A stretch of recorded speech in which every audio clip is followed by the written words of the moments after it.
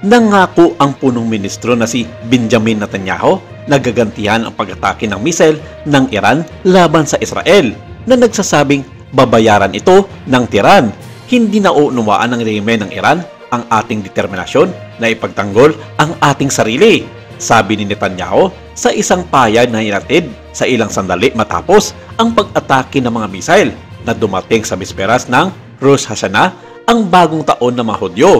Maiintindihan nila, panindigan namin ang panuntunang itinatag namin kung sino ang umatake sa salakayan namin. Ito ang matinding naging mensahe ni Netanyahu sa ginawa ng bansang Iran. Sinabi ng tagapagsalita ng Israel Defense Forces na si Rear Admiral Daniel Hagari na marami sa mga missiles ang naharang ng mga air defense system ng bansang Israel, kahit nang ilan ay nakarating sa timog at nitang salangan na ng kanilang bansa. Tinulungan ng US ang Israel na ipagtanggol ito laban sa pag-atake ng Iran. Sa isang pahayag noong Martes ng gabi, sinabi ni Defense Secretary Lloyd Austin na harang ng mga puwersa ng US sa gitnang silangan ang maraming missile na inilunsad ng Iran patungo sa Israel, na tinawag itong isang kamanghang-manghang pagkilos ng pagsalakay ng Iran.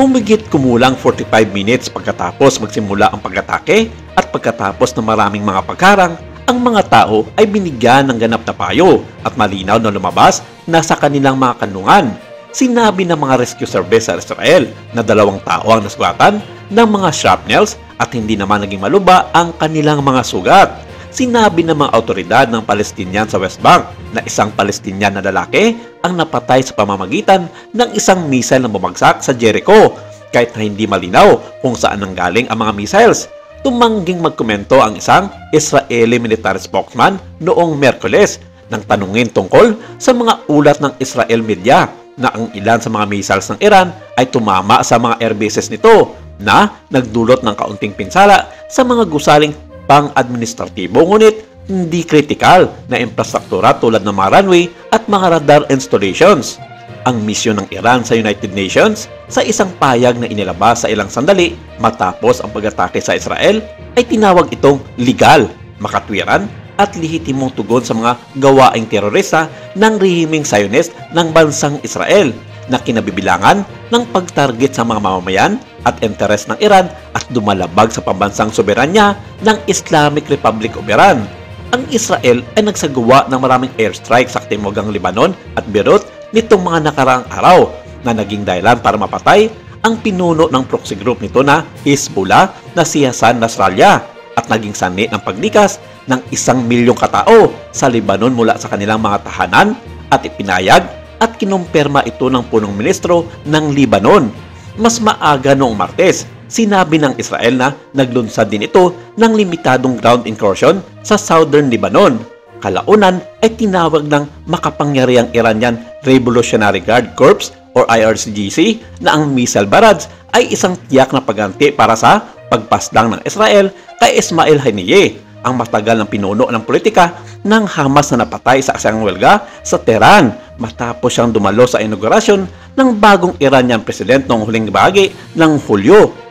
Dagdag pa rito ang pagpatay kay IRGC Commander Abbas Nilforoushan sa Beirut noong huling bahagi ng Setyembre, kung si Mohammed, isang senior reporter para sa payagang Orasan ng Iran na itinuturing na isang matibay na taga-suporta ng gobyerno, ay nagsabi sa producer ng CBS News na si Ziad Batay noong Miyerkules na ang mga pinuno ng Iran ay nagpigil sa kanilang sarili sa loob ng 60 days mula sa pagganti para sa pagbatay kay Haniyeh sa Tehran. Sinabi niya na ang mga sinasabing pagpigil ay higit sa lahat upang mag-iwan ng pawang para sa mga bansa sa Europa at mga kasosyo sa riyo ng Iran, kabilang ang Qatar, Oman at Egypt, upang patuloy na magtrabaho patungo sa isang tigil putukan sa Gaza.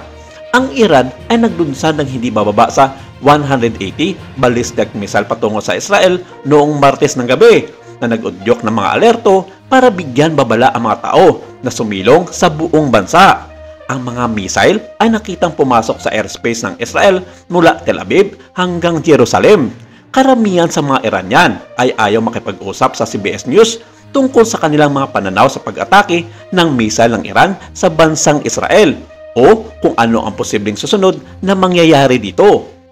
Nagatid ng mensahe ang IRGC ng Iran noong Miyerkules sa pamamagitan ng State Religion bansa na nananawagan sa sinuman sa bansa na kung sino ang makakita ng mga mensaheng na i-post online bilang suporta sa bansang Israel ay ipagbigay alam agad ito sa Cyber Intelligence Unit ng gobyerno. Ang IRGC ay nagdagdag ng babala sa Israel na nagsasabing kung ito ay magtangkang pigilan ang mga operasyon ng Iran, kakaharapin ng mga ito ang pinakamatinding pag-atake na hindi pa nararanasan ng Israel sa buong buhay nito. Ang mismong pinuno ng Sandatang Lakas ng Iran na si Major General Muhammad Bagheri ay nagsabi noong Martes na anumang karagdagang pagigante na aksyon laban sa Iran ay sasalubungin ng mga ito pag-atake sa infrastruktura ng Israel. Hindi malinaw noong Miyerkules kung paano tutugon ng Israel sa mga pag-atake ng missile ng bansang Iran. Sinabi lamang nito na kikilos ito sa tamang oras at timing at sa lugar kung saan target nito ang mga pangunahing infrastrukturang militar ng bansang Iran. Maraming salamat. Ito lang muna ang ating update for today.